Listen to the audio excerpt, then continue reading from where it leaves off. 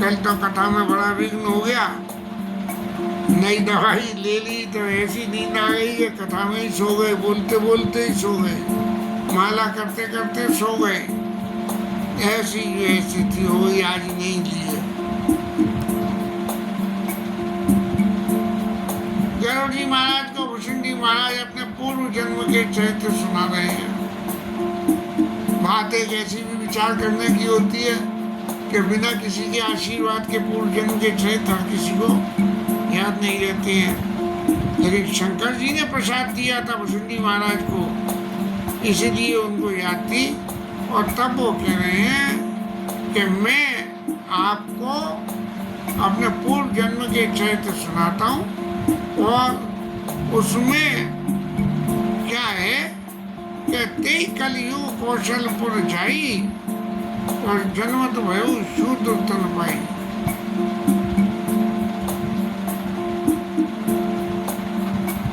नहीं सर, भूल गए सर, गलती हो रही है। मैं जाके अयोध्या में मेरा जाके जन्म हुआ।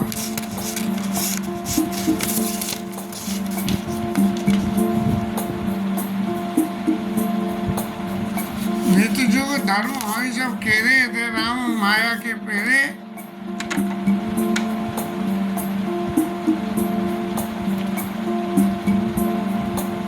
हरि माया के दोष गुण बिनु हरि भजन न जाय, और भजिए राम तज काम मद हस विचार में मन माय।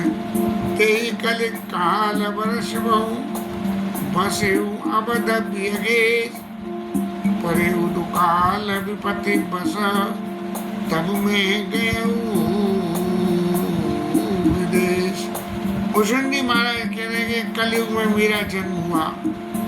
कलयुग में जन्म, कलयुग का जन्म बड़े भाग्यवानों को मिलता है, और यदि उसके कलयुग के गुणों का फायदा न उठाए तो उससे बड़ा नासमझ कोई नहीं है। अब भूषण जी महाराज ये कह रहे हैं कि कलयुग में जन्म तो हुआ, और कहाँ हुआ, वो भी अयोध्या में हुआ। लेकिन अयोध्या में जन्म होने के बाद भी मैंने न शंकर जी की न राम जी की भक्ति नहीं करी। अब कलयुग में तो जो भगवान की भक्ति न करेगा, उसके पूर्व जन्म के संचित संस्कार हो तो संसार में उसे कोई सुख, साधन, समृद्धि सब चीज मिलेगी, नहीं तो कुछ नहीं मिलता है। जीवन आए करते ही बस 2 टाइम की रोटी कमाने में ही खर्च होकर सब चला जाता है। और फिर उस कलयुग में अकाल पड़ गया, यानी खाने की भी कमी हो गई। तब मैं जो है वहाँ से उज्जैन के लिए, महाकालेश्वर उज्जैन में, मैं बड़ा दीन, मलिन, दरिद्र और दुखारी। ये दीन होना माने कि मौका का छूना हो, और मलिन माने जिसे सामने देखूं उसके दोष करूं, और दरिद्र माने पैसा टका पास में नहीं, और दुखारी माने इन तीनों से मिलकर जो एक संग मारा हुआ वो दुखारी होगा, वो सुखारी कभी नहीं। अब जब कहना ऐसा है कि कोई आदमी कहीं का भी हो और एक जगह रह के बहुत अच्छी तरह से कार व्यापार कुछ भी कर रहा हो, और कार व्यापार बिगड़ जाए, और कार व्यापार यदि उसका बिगड़ जाएगा और वो कहीं विदेश चला जाए, देश देशांतर कहीं भी चला जाए, तो उसके दिन फिर जाते हैं। प्रत्यक्ष रूप से इस कलयुग में ये देखने का मिलता है। यहाँ एक काम, एक बात, एक चीज हर जगह अप्लाई नहीं होती है। महाराज बहुत सारी बातें आती हैं, कल भी यूट्यूब पर देख रहा था, बातें राम कथा के सतत गायक मुरारी बापू के ऊपर भी लोगों ने लांछन लगाने से नहीं चूक रहे। जो भी है सब संत हैं, और संत की तो वंदना ही करनी चाहिए, उनके दोषों को नहीं देखना चाहिए। जो दोष लगा रहे हैं तो, और जिस पे लगा रहे हैं तो अब उज्जैन गया तो उज्जैन में कुछ काल में कुछ पैसा कम गया। जब पैसा कम गया तब विद्या बुद्धि आई, तब मेरे को विप्र एक वैदिक शिव पूजा करई सदा ते काज न दूजा। अब जब कुछ पैसा आ गया तो बुद्धि भी आ गई। लक्ष्मी जी की आरती में जिस घर थारा वासा वाई में गुण आता, और कर न सके सोई कर ले मन नहीं धड़काता, जय लक्ष्मी माता। तो इस तरह से जब पैसा आ गया तब मेरे को दिखा कि एक कोई ब्राह्मण है जो शंकर जी के भक्त हैं, और ऐसे भक्त हैं कि भक्त शंकर जी के, लेकिन बाद बाकी किसी की कोई निंदा अपवाद नहीं करते हैं। अब जब मैंने देखा कि भाई ये वास्तव में ऐसे वैदिक धर्म का निर्वाह कर रहे हैं, और होना भी यही चाहिए। संत की परिभाषा तो ऐसी है कि उनका इस जगत में कोई दुश्मनी नहीं होता, कोई उनके लिए बुरा नहीं होता। तो इस तरह से जो है मैं उनकी पूजा करने, अब जब पैसा मिल गया तो उन्होंने कहा अब इनकी पूजा करो तो हो सके कुछ और भी मिल जाए।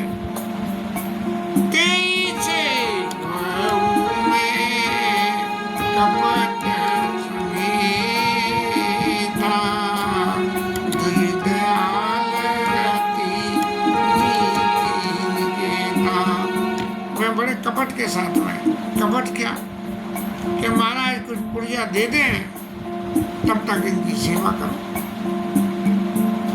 अब बाहर से तो मैं महाराज के प्रति नम्रता दिखाऊं, तब जो है उन्होंने मेरे को, क्योंकि वो शंकर जी की पूजा करते थे, तो उन्होंने शंकर जी का मंत्र दे दिया कि भैया तुम भगवान की पूजा करना चाहते हो, सेवा करना चाहते हो, तो इस मंत्र का जाप करो और शिव उपदेश विविध विध कीना। बड़े सुंदर सुंदर वाक्यों से शुभ उपदेश उनको सुनाए कि व्यक्ति को जीवन में क्या करना चाहिए और क्या नहीं करना है। अब चूंकि मैं कपट के समय सेवन करता था तो उनकी बात को फौरन स्वीकार कर लिया, और स्वीकार करके शंकर जी के मंदिर में जाके और मैं उनके दिए हुए मंत्र का जाप करने लगा।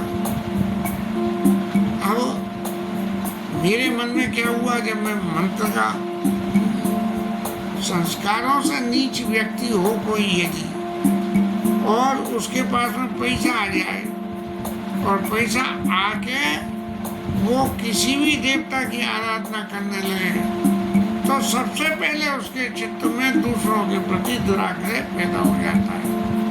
हमारे यहाँ जितने भी भगवान हैं, जितने भी देवता हैं, सबके प्रति श्रद्धा भाव रखो, लेकिन एक के प्रति अनन्य भाव रखो। श्रद्धा सबके प्रति रखो, एक के प्रति अनन्य भाव रखो। तो मैं चूंकि कपट था मेरे अंदर, तो कपट में गुरु जी ने शिव जी की पूजा की कह दी और शिव जी के मंत्र को जपने की कह दी, तो शिव जी तो अपने हो गए, और दूसरे जितने देवता हैं मैं उनसे द्रोह करने लगा।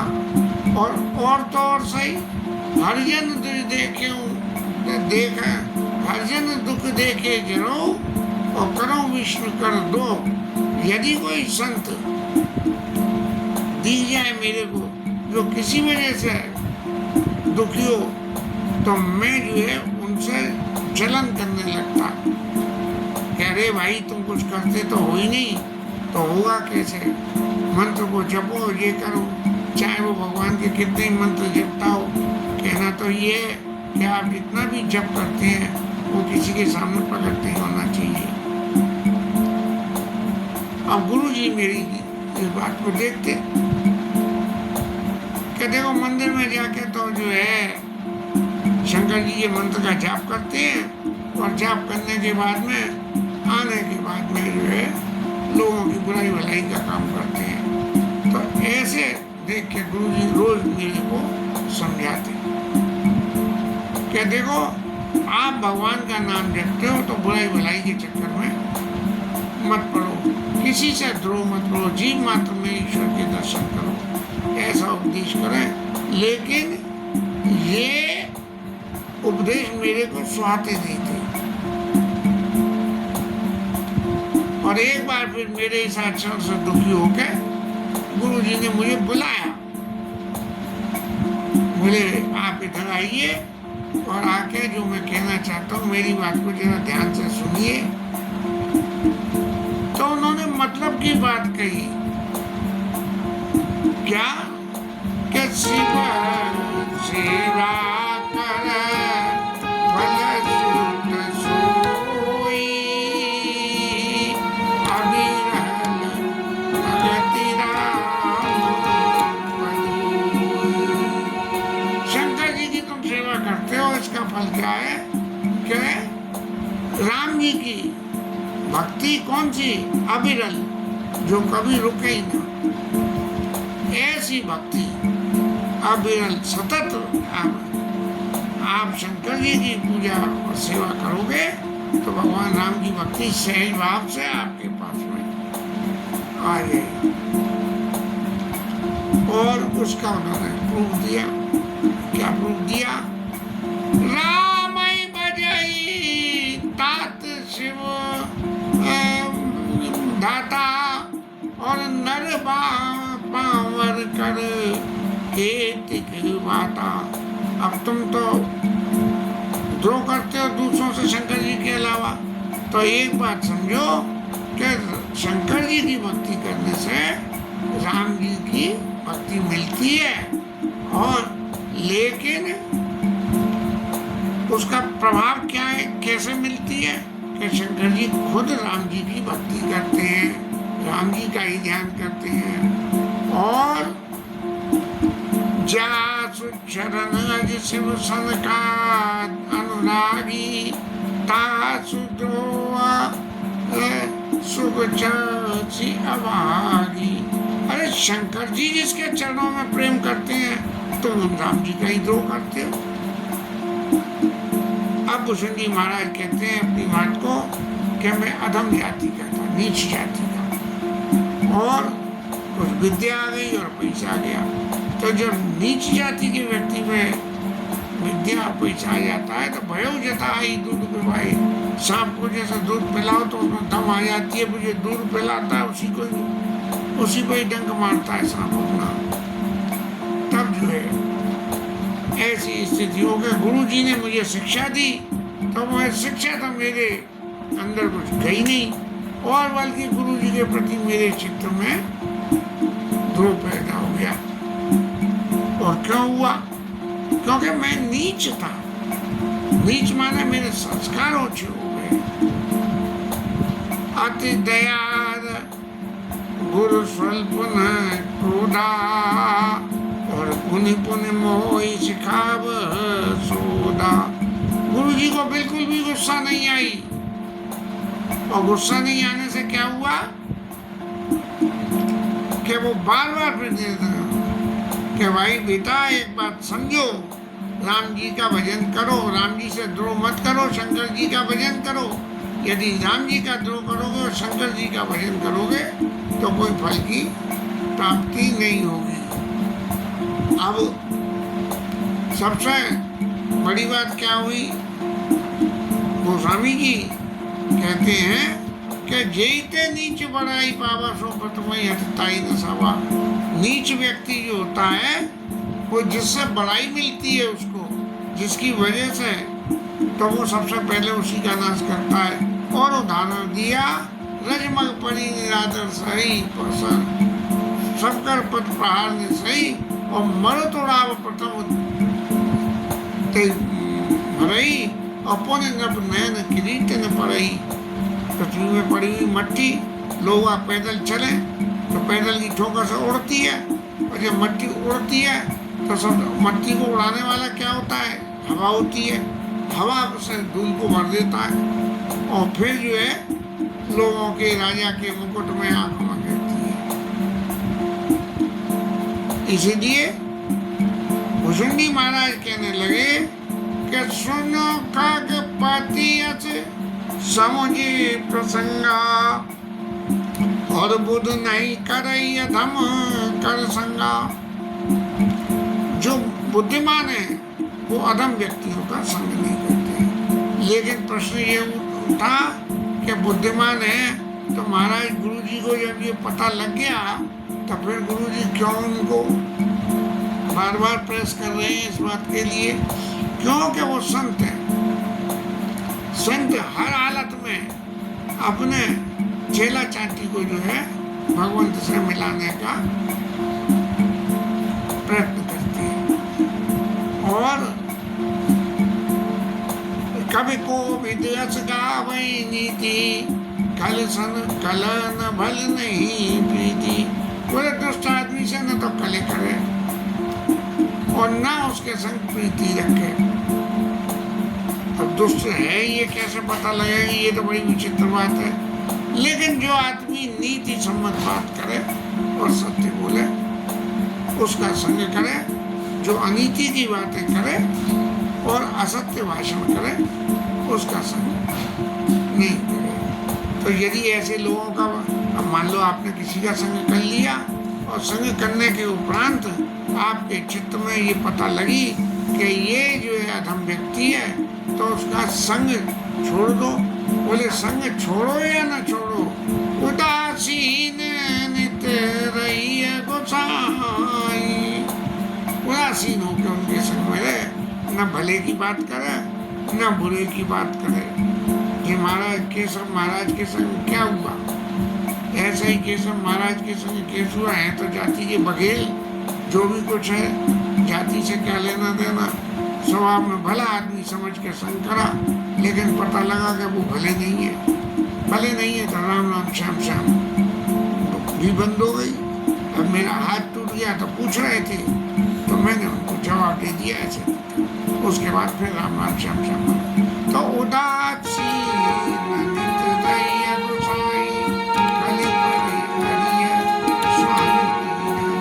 कुत्ता यदि भौंक रहा है और आप उस पर हमला करने लगोगे तो वो फिर भौंकेगा।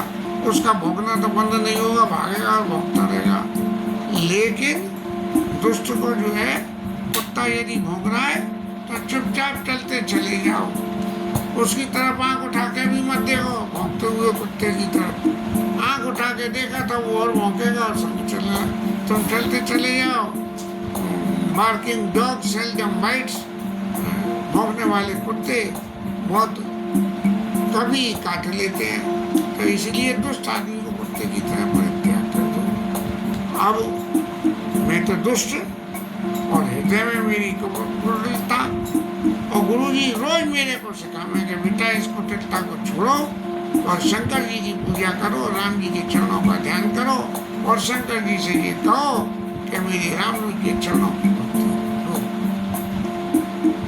गुरुजी अपनी जगह कहते रहे मैं दुष्ट, तो मेरे हृदय में तो उनकी कोई बात घुसती नहीं, बल्कि उल्टा हो गया कि वो जो नीति की बात कह रहे हैं उन बातों को सुन के मैंने गुरु से ही द्रोह करना शुरू कर दिया। और क्या हुआ कि एक दिन शंकर जी महाराज ने मुझे सुधारने की प्रयास किया। गुरु जी के आचरण की वजह से मैं शंकर जी के मंदिर में शंकर जी का मंत्र नमः शिवाय जप कर रहा था और गुरु जी आ गए। तब क्या हुआ? गुरु जी आ गए तो भैया गुरु आए, तो गुरु आने से गुरु को प्रणाम करना चाहिए। लेकिन मैं तो अभिमान में था कि ये काय के गुरु हैं। मुझे ये राम जी को जो है भजने की बात कहते हैं कि शंकर जी राम जी का भजन करते हैं, तुम शंकर जी का भी भजन करो और तो राम जी का भी करो। मुझे नहीं सुहाया। मैंने उनसे द्रोह में तब जो है उनको प्रणाम नहीं करा।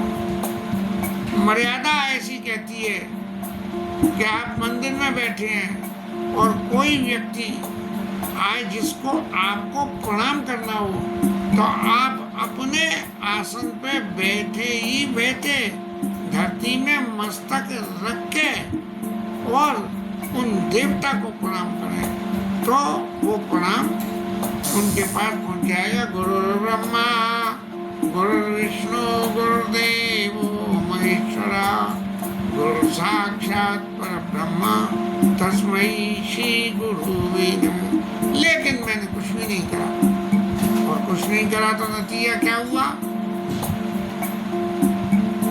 गुरु आए अभिमान थे उठ नहीं की प्रणाम। भूषण जी महाराज ये कह रहे हैं कि गुरु जी आए तो मेरे को शंकर जी की पूजा को छोड़ के उन्हें प्रणाम करना चाहिए। अब हो सकता है मैं इस बात में भूल पे हूँ, लेकिन सुना मैंने यही है कि अपने आसन से ही गुरु जी को प्रणाम करना।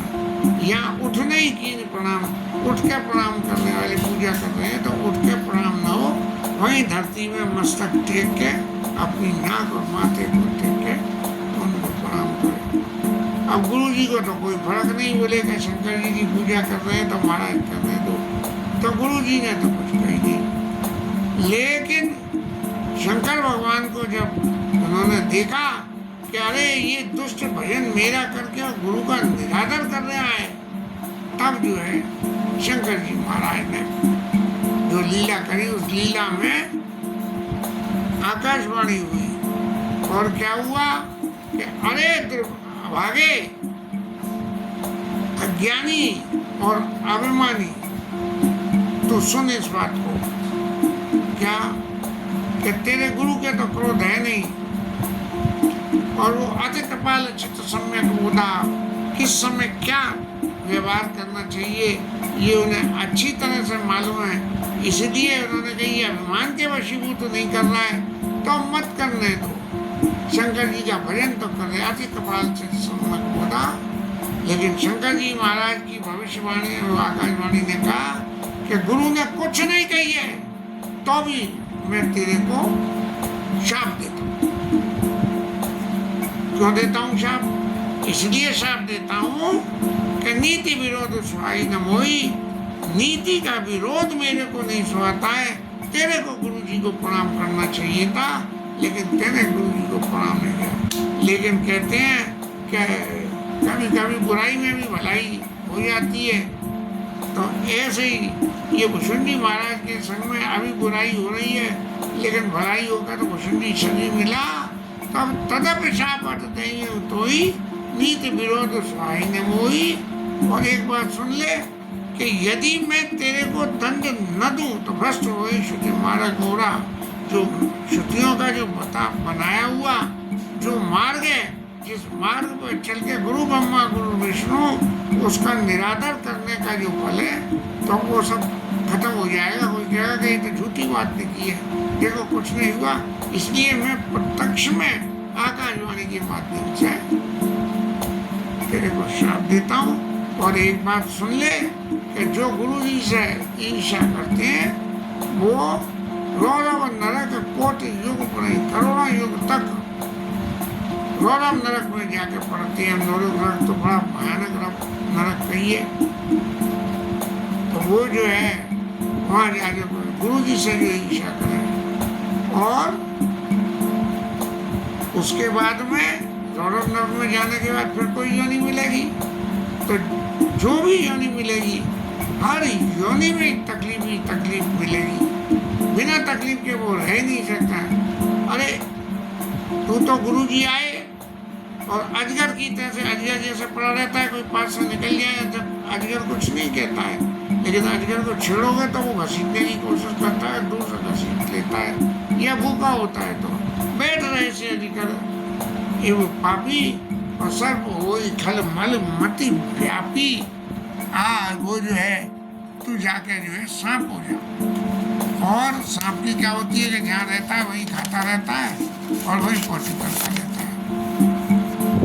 इस तरह से तेरी जो है गति है, और इस गति में तू जाके और सांप बन जा। और सांप भी सांप की उम्र बहुत होती है, 100 साल होती है, 100 साल तक वही विष्ठा में और उसमें पड़ा रहना, ऐसी स्थिति हो जाती है। तो क्या कहा, महाविटप कोटर में जाई घऊ अधमादम अधगति पाई। अरे अधम, किसी बड़े पेड़ के कोटर में जाके तो तू जो है वही सांप का जन्म लेके वही बस न वहां से बाहर निकले न कुछ, वहीं पड़ा रहे, सब तरह के हुए। अब जब गुरु जी महाराज ने ये आकाशवाणी सुनी तो ये सुन के उनको गुरु जी महाराज को बहुत दुख हुआ। और गुरु का काम तो ये है कि चेला महाराज पे कोई तरह की तकलीफ आवे तो गुरु जो है उस तकलीफ को अपने ऊपर ले लेते हैं। तो इस तरह से गुरु जी महाराज ने शंकर जी के सामने हाहाकार कीन गुरु दारुण सुन शिव शाप और कंपित मोहि बिलोक गति उपजा परिताप। अब मैंने तो आकाशवाणी सुनी और सुनते ही कांपने लगा और गुरु जी को बड़ा मन में तकलीफ हुआ। तब गुरु जी महाराज ने चेले के हित के लिए शंकर जी से प्रार्थना करने की शुरुआत करी और उन्होंने प्रेम शिव सन मुख कर जोर विनय कहत गद गद स्वर समझ घोर गति मोर। मेरी इस घोर गति की कल्पना करके अगर सांप हो जाएगा और क्या क्या दुष्प्रवृत्तियां होंगी, सांप पड़ा रहे अशक्त हो जाए तो सांप का खून मीठा होता है, चेंटियां लग जाती हैं और चेंटियां उसको खाती रहती हैं, सांप कुछ नहीं कर पाता है। ऐसी स्थिति जो हो जाती है तो मेरी ये सांप की गति होगी, उससे गुरु जी को बहुत तकलीफ हुई और तकलीफ होके और उन्होंने शंकर जी की वंदना रुद्राष्टक से की। ये वंदना आज अभी हमने गाई है, कल फिर दोबारा से मूल पाठ में आएगी, कर लेंगे। तब तक कथा